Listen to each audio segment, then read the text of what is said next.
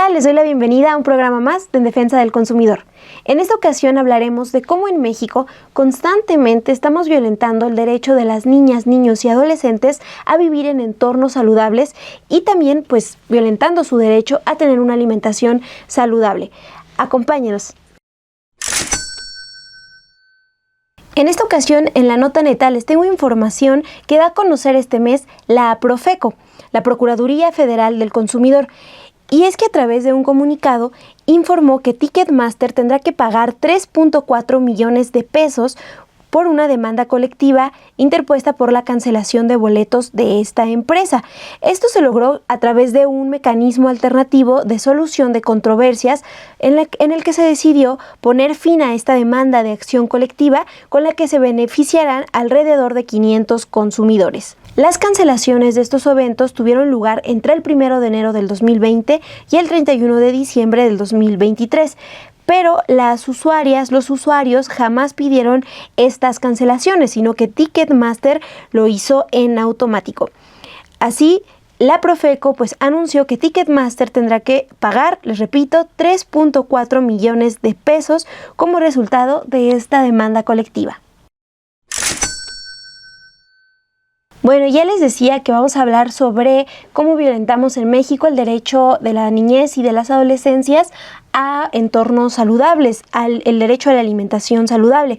Bueno, es importante recordar que tanto la UNICEF como la Organización Mundial de la Salud ha recomendado desde 2002 establecer diversas políticas públicas para controlar el ambiente que favorece la obesidad, pero poco se ha avanzado y esto gracias o por culpa de la interferencia de la industria de productos chatarra y también por su complicidad con los gobiernos, un tema del que ya hemos hablado aquí en Defensa del Consumidor. La UNICEF ya ha comentado en varios informes que las causas principales de la obesidad y el sobrepeso en niñas y niños son el consumo de alimentos ultraprocesados con altos niveles de azúcar, grasas trans y sal, así como bebidas azucaradas que son muy fáciles de adquirir debido a su amplia distribución, su bajo costo y cómo se promocionan en medios masivos. Actualmente, 1 de cada 4 niñas, niños y adolescentes viven con sobrepeso y obesidad y 1 de cada 2 vivirán con diabetes. Esos son datos estimados aquí en México, que ha dado a conocer la Red por los Derechos de la Infancia en México, la Redim y el Poder del Consumidor. También estas organizaciones han expuesto que de no actuar con rapidez y efectividad, se estima que las niñas, niños y adolescentes vivirán 4 años menos que sus padres y además lo harán enfermos la mayor parte de su vida. Las niñas, niños y adolescentes son quienes consumen más productos ultraprocesados y menos comida natural o fresca, debido a lo que les hemos expuesto aquí, este ambiente obesogénico que fomenta el consumo de la comida chatarra en lugar de la comida natural y fresca. Esto viola el derecho a la salud y a la alimentación de la niñez y de las adolescencias. Y consiste no solo en tener alimentos suficientes, sino en que estos sean nutritivos y saludables. La Constitución mexicana, por ejemplo, reconoce el derecho a la alimentación y también lo hace la Ley General de los Derechos de Niñas, Niños y Adolescentes, así como la Convención sobre los Derechos del Niño, de la que México es parte.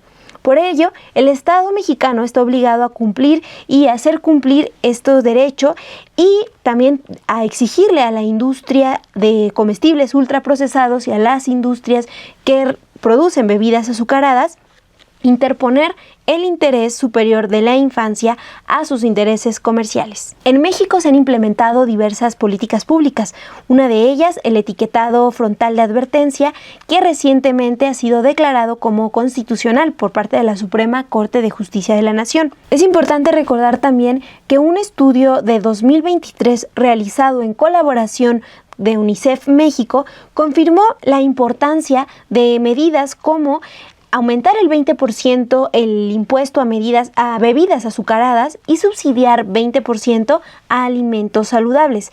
También la importancia que tiene el regular la publicidad de comestibles y bebidas no saludables, esta publicidad que está dirigida a niñas, niños y adolescentes y que ahora la encontramos con más fuerza en las redes sociales.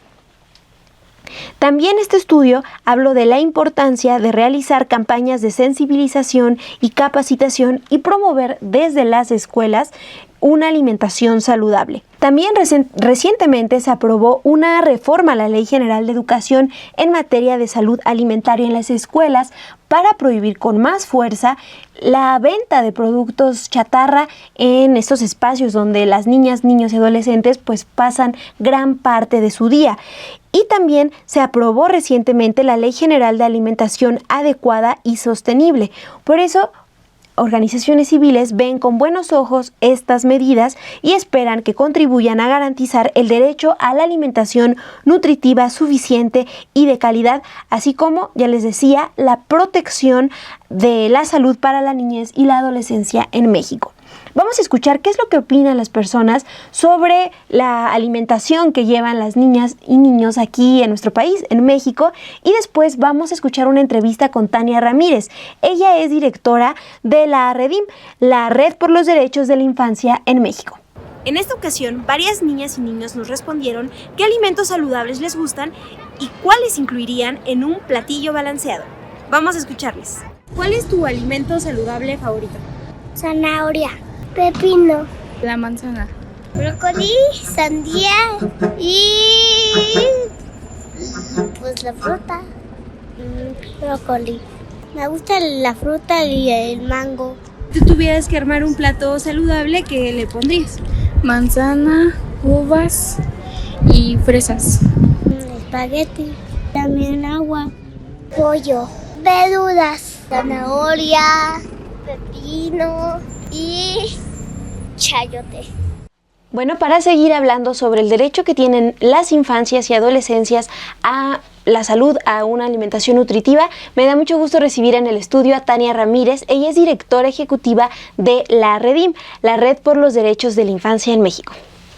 Gracias, Hola. Tania. Muchas gracias a ustedes también, Monse, por el espacio. Gracias. Pues en primer lugar me gustaría que nos ayudes a entender cómo se ponen en riesgo los derechos de la infancia y de las adolescencias en México en este ambiente en el que vivimos, donde estamos rodeados de comida chatarra.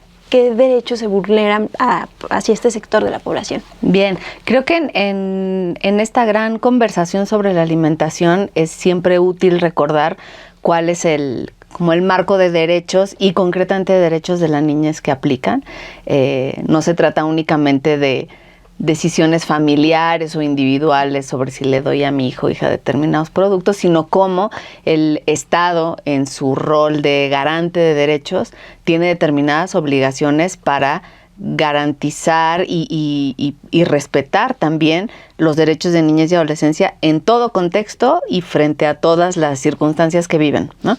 Entonces, el derecho a la alimentación ha sido un derecho que se ha ido construyendo a lo largo de la historia, primero como reacción con los instrumentos, digamos, que derivan de un contexto de posguerras, la Declaración Universal de los Derechos Humanos, etcétera. Se orientan mucho más a entender el derecho a la alimentación como la forma de evitar las carencias, ¿no? Y evitar que niños y niñas mueran. No estamos hablando de contextos de la Segunda Guerra Mundial. Hoy mismo hay niños y niñas que en contextos de guerras o en contextos de conflicto en nuestro propio país, están viendo limitado su acceso a la alimentación. Entonces, no pensemos que es una cosa ya del siglo pasado, ¿no?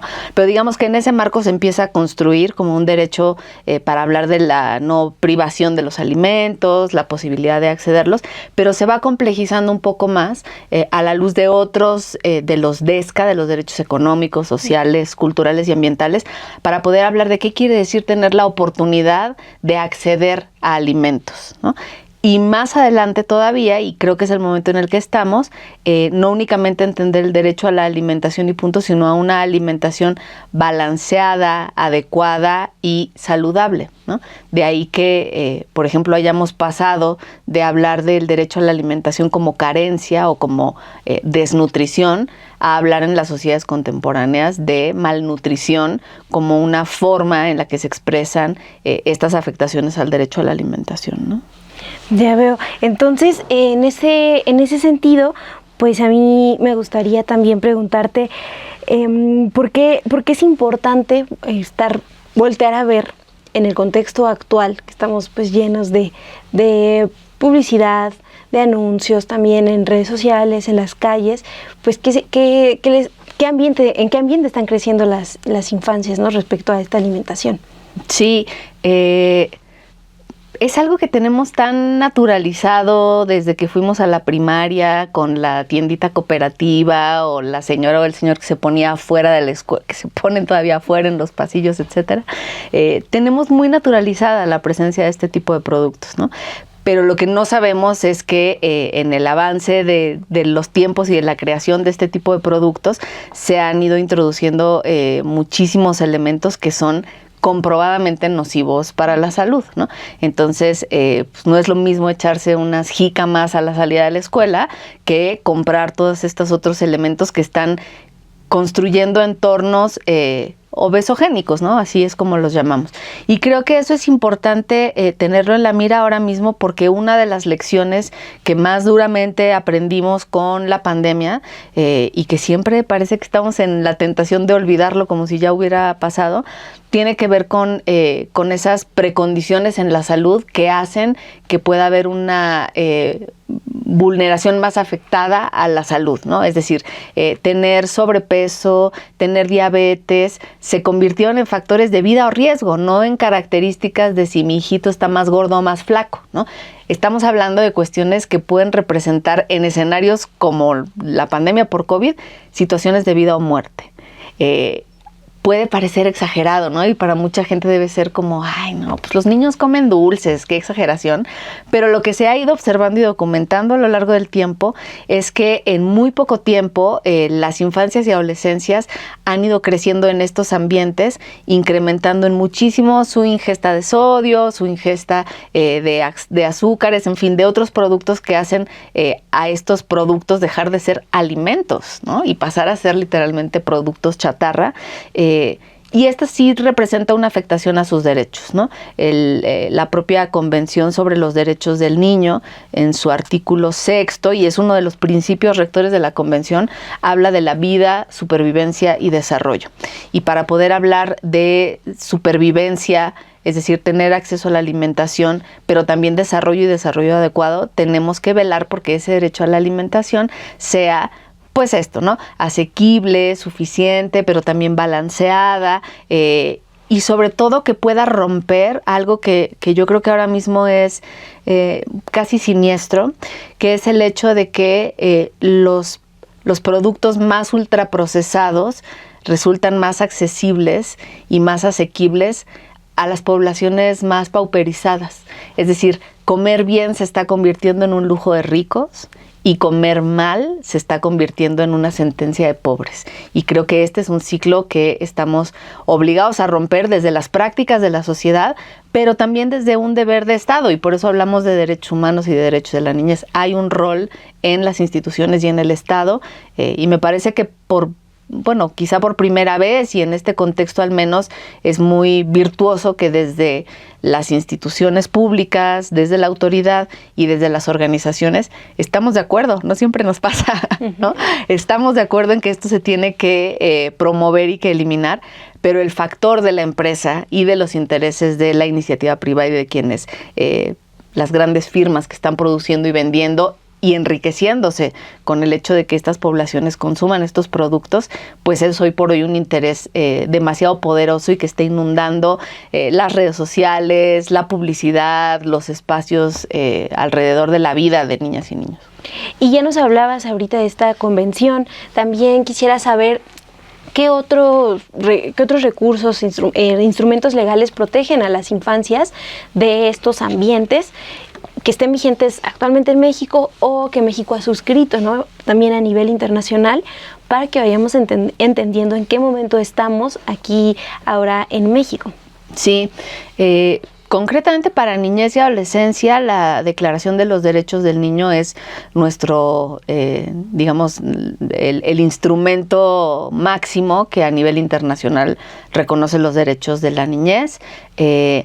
México, esta convención se crea en la Asamblea General de Naciones Unidas en el 89 y al año siguiente México en el 90 lo ratificamos.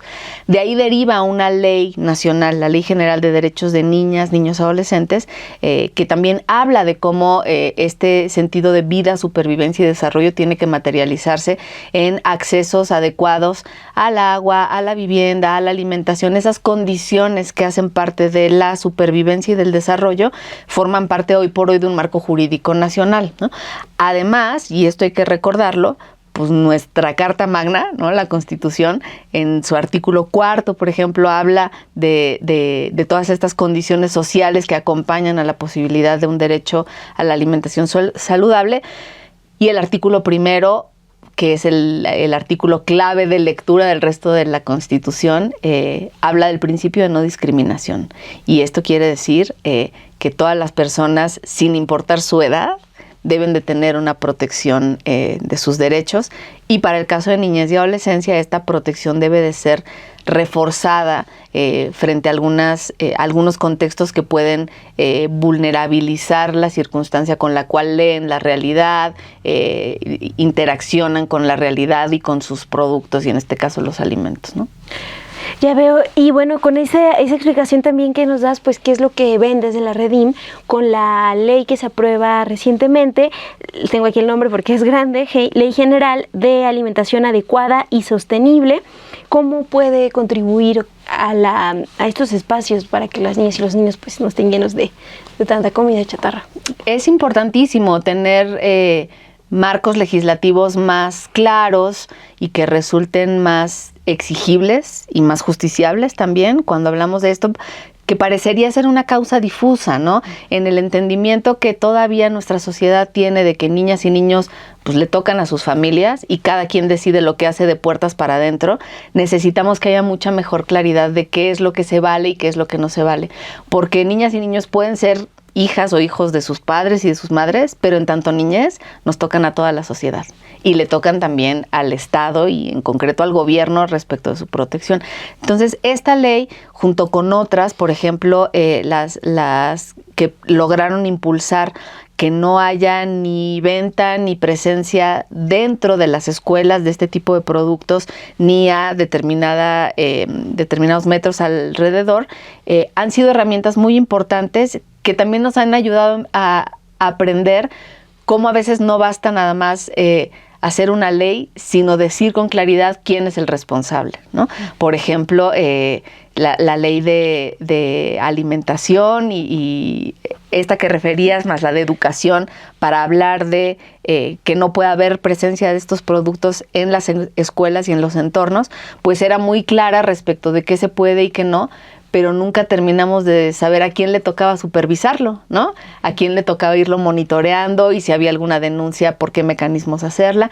Entonces, estos marcos jurídicos son muy importantes porque además le dan más elementos más concretos y hasta más profesionales a una conversación pública que parecería depender de las voluntades, ¿no? Y de cómo cada familia puede criar a la chamacada, y pues no, aquí estamos hablando de un asunto de derechos que nos toca conocer a todas y todos, y que además la propia Ley General de Derechos de Niñas, Niños y Adolescentes habla de que es una corresponsabilidad social, ¿no? El Estado, las familias, la sociedad, los medios de comunicación somos corresponsables de construir estos entornos en donde la vida y la supervivencia y el desarrollo de niñez y adolescencia sean posibles de la manera más adecuada, ¿no? Y esto lo ven entonces reconocido con esta ley que se aprueba recientemente, que es un paso importante. Totalmente, es un paso muy importante, es otra de las muestras en donde hay un acuerdo, no es que haya sido sencillo llegar aquí, ¿no? Hay un acuerdo importante entre la academia, los elementos más científicos, pero también los más empíricos, la autoridad, las organizaciones, para poder llegar a esto. Es un paso importantísimo porque además abre una conversación muy interesante y va a haber que seguirle la pista respecto, por ejemplo, del derecho al agua, ¿no? Al agua y al saneamiento, es decir, no se trata nada más de prohibir las chatarritas, sino de cómo la alimentación necesita de sistemas que hagan sustentable la posibilidad de tener ese acceso a productos y alimentos que sí sean saludables, producidos responsablemente y con sostenibilidad en un entorno del cual no solo recogemos los alimentos que nos comemos, sino del cual somos parte, y en ese sentido también toca cuidarlo y cuidarnos, ¿no? Es decir, aterrizándolo a cómo puede impactar directamente a nuestras infancias, esta ley está buscando, la intención es que no solo tengan acceso las niñas y los niños a frutas, a verduras, sino que estén libres, por ejemplo, de agrotóxicos. ¿Es algo así para que entendamos de qué manera? Sí, muy bien.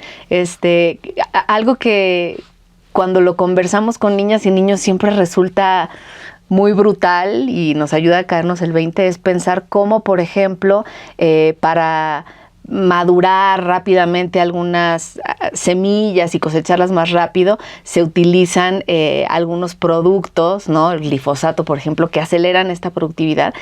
Y cuando explicamos que esto es como asumir que somos la única especie que le echa veneno a lo que se va a comer, es tremendo, ¿no? Entonces también hablar de una alimentación adecuada y saludable tiene que ver con esto, tiene que ver para el caso mexicano con la importantísima gesta que se ha dado para defender al maíz, por ejemplo, ¿no? Todo esto que ya hemos aprendido a escuchar, que sin maíz no hay país, y cómo distintas formas en las que pues sí, en las que el capital intenta acelerar la productividad, vender más, tener más ganancias, sin importar el efecto que esto tiene en la humanidad, pero más concretamente en niñez y adolescencia, es algo que se evidencia con esta ley. Entonces, sí, que sean alimentos que estén producidos de una manera responsable, de una manera que sea sustentable, ¿no? O sea, que no estemos agotando este recurso para las generaciones futuras. Eso también es un pacto respecto de un derecho hacia niñez y adolescencia, y a que puedan ser tanto accesibles como asequibles, es decir, que te encuentres tan fácilmente un plátano o una manzana como te encontrarías una bolsita de papitas, y que sea para las familias más fácil y más barato, o al menos igualmente en términos económicos, una sopa de verduras que una bolsa de fritangas, ¿no?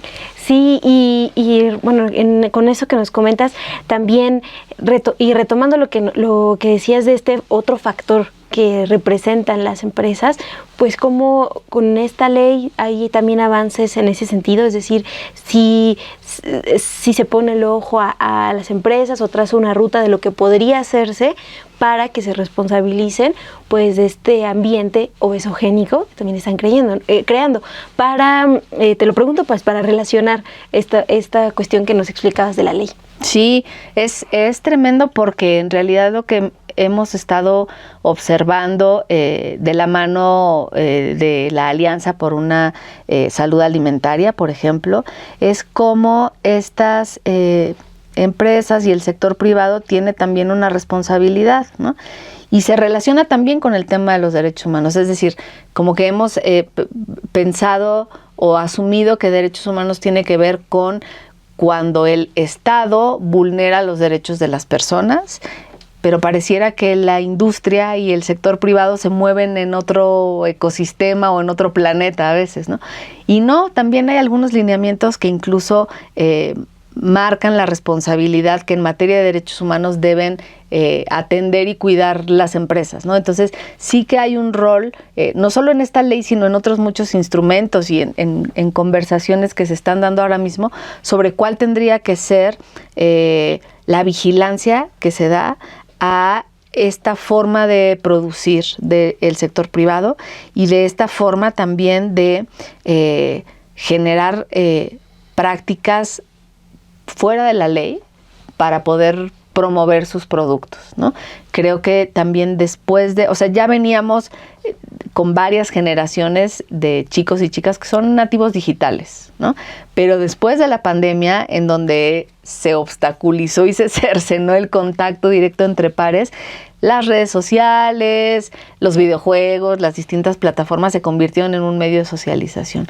y muy rápidamente este sector aprendió que es ahí donde tenía que entrar, ¿no?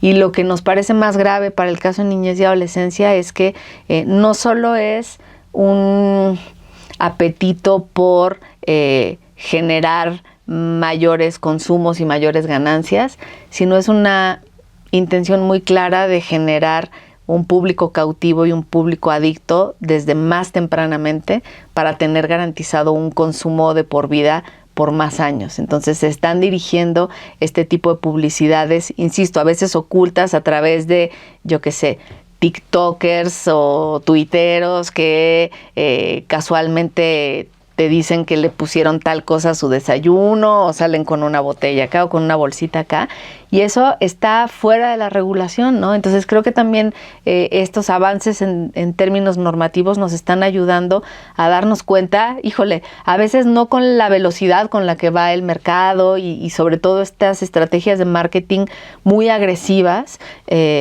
cómo tendríamos que estar pensando en clave de restricciones para hacer al final que estas empresas apuesten por la vida. De nada nos va a servir tener unas infancias y unas adolescencias que en el futuro se conviertan en dependientes de insulina o de medicamentos contra la presión alta, etcétera, por tener una mala salud. ¿A costa de qué? No hay sistema público que pueda garantizarle la salud a las generaciones si vamos en la tendencia en la que vamos. Y si eso no lo alcanza a ver el sector privado, me parece que está teniendo una visión muy cortoplacista y muy de beneficio para unos pocos en vez de preservar la vida y la humanidad, ¿no? Sí, y gracias por ponernos ese contexto, Tania. Con esta información, pues yo también te pediría, para ir cerrando, ¿qué nos puedes decir para la audiencia? ¿Cómo podemos estar pendientes, ¿no?, de cuándo va a empezar a implementarse esta ley, qué sigue, y pues el trabajo también de Redim? Sí, claro. Pues ahora mismo los periodos en el legislativo se ven inevitablemente tocados por el contexto electoral. Entonces, bueno, esperamos que esta ley, pero también su difusión y todo lo que tiene que ver con capacitación de las personas servidoras públicas que le vayan a dar seguimiento, avancen, ¿no? Es decir, sabemos por experiencia súper vivida en México que no basta la promulgación de una ley para que la realidad cambie, ¿no? Entonces tendremos que entrar en un ciclo ahora de mucha difusión, de observar quiénes son los entes responsables, de qué tramos de lo que se describe en la ley y poder darle seguimiento. Pero creo que en este tema es vital pensar en el tipo de observancia que pueden guardar también las sociedades, las comunidades escolares, las familias. Es decir, si esto lo dejamos en el descanso de una ley que tendrá que ser respetada y punto, pues vamos a hacer poco, ¿no? Yo creo que esta ley tiene que entrar en consonancia con ese sentido de corresponsabilidad que ya prevé la propia Ley General de Derechos de Niñez y Adolescencia, porque estamos hablando de un derecho, ¿no? El derecho a la alimentación sana, saludable, adecuada, accesible, etcétera. Y en ese sentido recordar que es responsabilidad de la sociedad toda. Entonces, que las familias, que las escuelas, que todos los actores de la sociedad nos pongamos a echarle un vistazo a esto, que además ha dado muy buenas pautas para otros países, ¿no? Y que puede resultar también muy interesante. Por ejemplo, en los diálogos que en Redim tenemos con otras organizaciones de la región, pues saber que México logró el etiquetado frontal es como, wow, una experiencia de la que toca seguir aprendiendo. Y no es sencillo, pero bueno, creo que también incluso entre quienes formamos parte de las organizaciones que nos dedicamos a atender cuestiones de derechos a la niñez, esto empieza a ser un campo de atención, ¿no? Y hay organizaciones increíbles. Por ejemplo, les recomiendo echarle un vistazo a lo que hace Calpulli en Oaxaca, en donde están enseñando a niñas y niños a mantener las raíces con su gastronomía, porque este también es un derecho cultural, ¿no? No solamente un derecho a la alimentación, sino es un derecho cultural. Y como, por ejemplo, en las montañas de Chiapas, en el volcán de agua que le dicen, pues el 80 o 90% de ese recurso se lo está llevando la empresa refresquera más voraz y más presente en nuestro país. No quiero hacerles un comercial, pero aunque bueno, valdría la pena como denuncia, ¿verdad? Pero sí, o sea, el agua de las montañas de Chiapas en un año de sequía se le está llevando a la Coca-Cola para hacer refrescos que después envenenan la salud de los niños y de las niñas y de todas las comunidades. Entonces sí necesitamos que haya una gran conversación social, que esto lo conozcamos, lo hablemos, lo difundamos y recordemos que hay un estándar de ley, de obligatoriedad, insisto, para que no sea algo que se quede en la opinión de, pues yo decido qué le doy a mi hijo o a mi hija, ¿no? No se trata de mermar las libertades de nadie, por supuesto, sino de poner al alcance la evidencia de las afectaciones que hay cuando se trastoca el derecho a la alimentación sana, los efectos nocivos que puede haber, la evidencia que ya tenemos sobre eso. Y diría quizá como una última reflexión para la audiencia que también la participación y la propia voz de niñas, niños, adolescentes tendría que ser escuchada en este sentido, ¿no? Preguntarles a ellos y a ellas qué es lo que les gusta llevar de lunch, si tuvieran que elegir cuál es su fruta favorita, si tuvieran que construir un lunch o un plato saludable, con qué lo harían. Es decir, necesitamos también dejar de pensar que estas decisiones son potestad de las mamás o de los papás que hagan la lonchera, y también hacerles parte de esta conversación, que esta información llegue a niñas y niños, que forme parte de la forma en la que se relacionan con la comida, algo tan cotidiano como eso, niñas y niños, y empezar a escuchar sus voces y también sus propuestas, ¿no? Creo que ahí hay una clave de no solo de esperanza, porque son geniales y siempre dicen cosas increíbles, sino un respeto a su propio derecho a tener voz, opinión y decisión a veces sobre lo que les afecta en la vida. Gracias, Tania, por esta invitación que ya le dejas ahí a nuestra audiencia, a mí y a nuestra audiencia. Te agradezco mucho, Tania Ramírez, directora ejecutiva de la Red por los Derechos de la Infancia en México. Muchas gracias, Monse. Gracias. Bueno, y ahora en Manos a la Obra les voy a hacer un recordatorio. Es responsabilidad del gobierno que se den las condiciones para que el derecho de los niños, niñas y adolescentes a una alimentación suficiente, nutritiva y saludable, pues esté garantizado. También es importante que las empresas de productos ultraprocesados pues estén reguladas y respeten este derecho.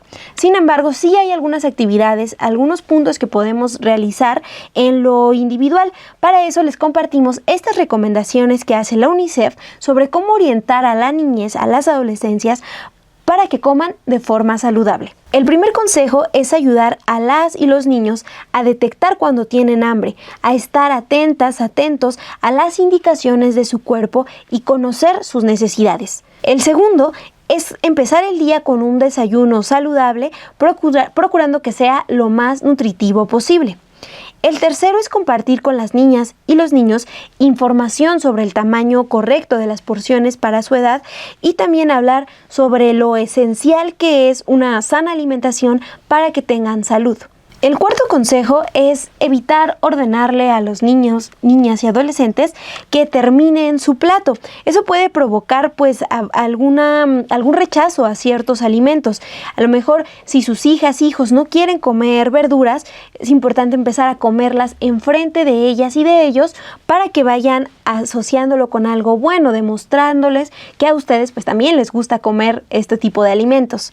El segundo consejo que da la UNICEF es evitar usar la comida como premio o castigo. Esto puede hacer que las niñas y los niños desarrollen una mala relación con la comida. Y el sexto, pues recordarles que prohibirles los dulces o los refrescos puede ser contraproducente. Esto podría hacer que tengan más ganas de comerlos. Por eso es importante ofrecerles opciones naturales y enseñarles que hay alimentos saludables y otros que no lo son. Ya estamos llegando al final de este programa. Cuéntenos por favor en los comentarios ustedes qué opinan, qué ven, cómo comen las niñas y los niños cercanos a ustedes. Cuéntenos, los leemos siempre con mucha atención. Y también les hago un recordatorio. Ya tenemos en México estas leyes, la Ley General de Educación en materia de salud alimentaria en las escuelas y pues la aprobación reciente de la Ley General de Alimentación Adecuada y Sostenible. Nos toca ahora estar pendientes de que se aplique, seguir cómo van estos procesos y a ustedes pues les invito a que sigan informándose aquí en Defensa del Consumidor. Nos vemos, ya lo saben, como cada martes a las 8:30 aquí por Estudio B.